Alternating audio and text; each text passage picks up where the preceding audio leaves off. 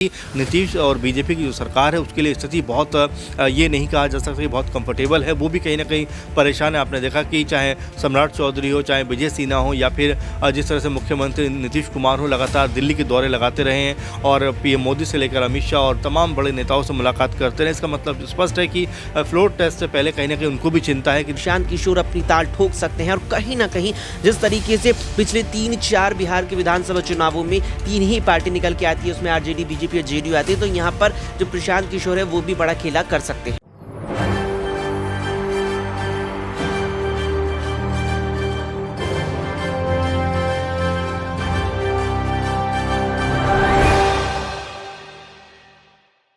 नमस्कार, मैं नाज़मीन खान और आप देख रहे हैं SPN 9 न्यूज़।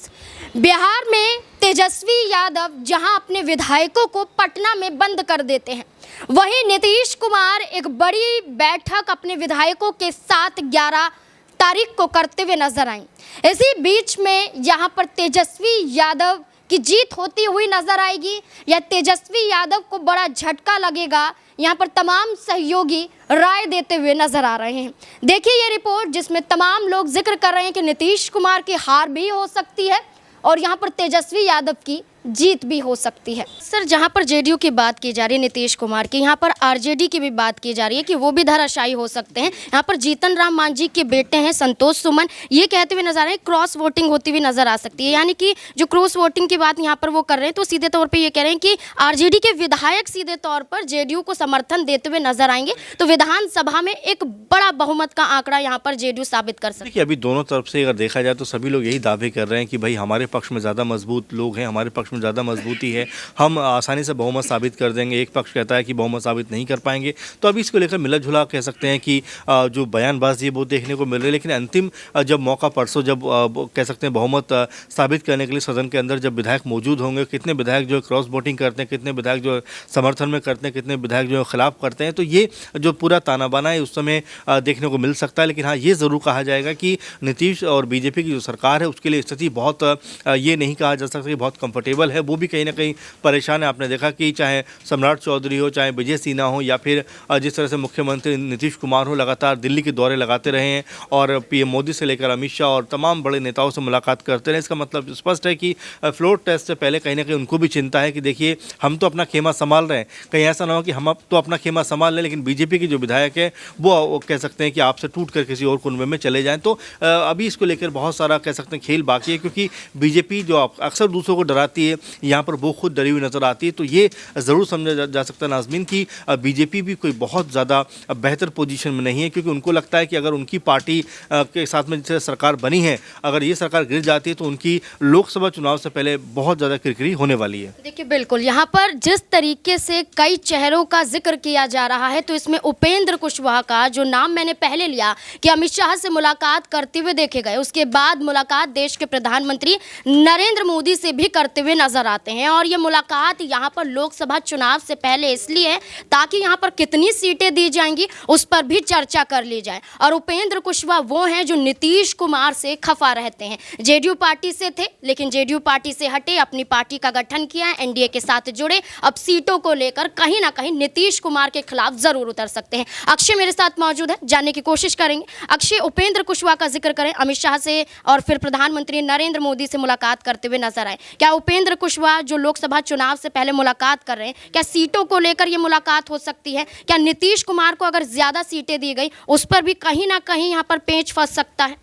जी देखिए, बिल्कुल यहाँ पर पेंच फंस सकता है। साथ ही साथ हाल में एक बयान यहाँ उपेंद्र कुशवाहा का आया जिसमें वे ये कहते नजर आए थे साफ तौर पर कि कांग्रेस और आरजेडी के कई विधायक मेरे भी संपर्क में है। यानी कि अपनी पार्टी को लेकर के उन्होंने सीधे तौर पर ये बात कह दी थी कि कांग्रेस और जो सबसे बड़ा दल वर्तमान में बिहार विधानसभा में है, लालू प्रसाद यादव की आरजेडी, उसकी कई विधायक मेरे संपर्क में हैं। और इसके साथ ही जिस तरीके से उन्होंने केंद्रीय गृह मंत्री अमित शाह, साथ में प्रधानमंत्री नरेंद्र मोदी से मुलाकात की, तो माना जा रहा है कि एक तो यहाँ पर निश्चित तौर पर एनडीए में यहाँ पर बने रहने, एनडीए में आ रहे, और फिर उसके बाद सीट वितरण पर भी निश्चित तौर पर कुछ ना कुछ बातें हुई होगी। क्योंकि आप देखिए कि एनडीए के सामने, बीजेपी के सामने बड़ी चुनौती सीट वितरण बिहार में बेहद ज़्यादा है, क्योंकि सीट वितरण की चुनौती काफ़ी बड़ी है। क्योंकि आप देखिए जिस तरीके से 40 लोकसभा सीटें बिहार में आती हैं, इन 40 लोकसभा सीटों में अब बीजेपी के साथ कई सहयोगी दल आ गए हैं, जिसमें एक तरफ सबसे पहले तो यहाँ पर जेडीयू आती है, इसके बाद यहाँ पर एलजेपी आ जाती है, उसके बाद यहाँ पर हम हैं, उसके बाद यहाँ पर उपेंद्र कुशवाहा की यहाँ पर आती है पार्टी और कई और यहाँ पर राजनीति। कुल मिलाकर 4 से 5 बिहार में सहयोगी दल बीजेपी के साथ हैं और ऐसे में जो सीट वितरण वाली बात है वो वाकई में बीजेपी के लिए एक चुनौती बना हुआ है। आप ये देखिए जिस तरीके से उत्तर प्रदेश में हाल में जयंत चौधरी को लेकर लगातार जो खबरें आई कि उनका यहाँ एनडीए में जाना लगभग तय है, सीट वितरण को लेकर लगातार पेंच खिंचा।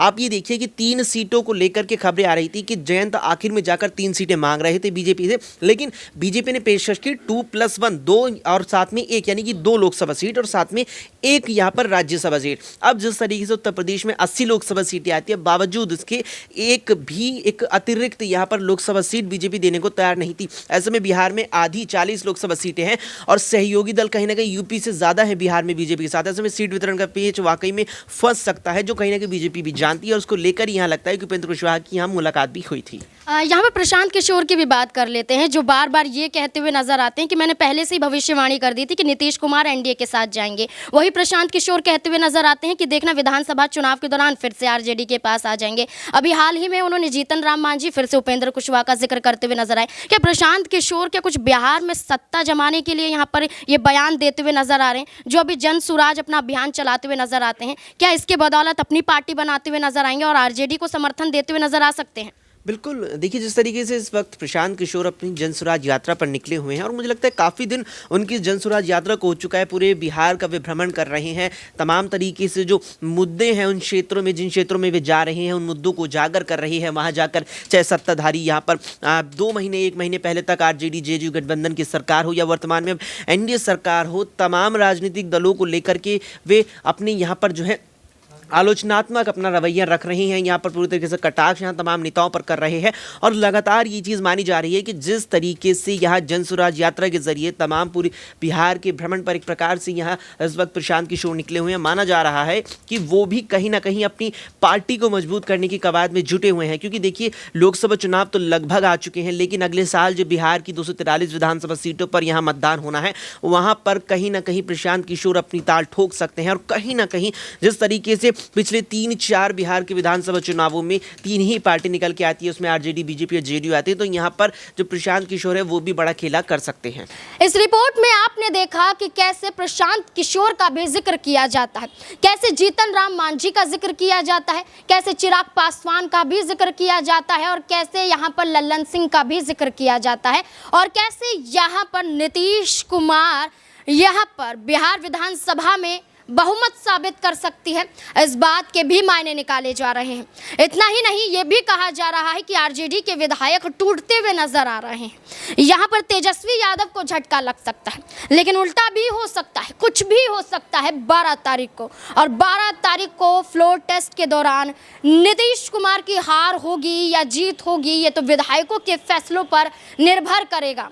लेकिन तेजस्वी यादव जिस 115 विधायकों का समर्थन पाते हैं, क्या 115 विधायकों के साथ ही देखे जाते रहेंगे या संख्या यहाँ पर बढ़ सकती है? संख्या बढ़ सकती है तो क्या वाकई यहाँ पर नीतीश कुमार को बड़ा झटका लगता हुआ नजर आएगा? क्या नीतीश कुमार जो कैबिनेट अपना लेकर चल रहे हैं, क्या वो ही भंग हो जाएगा?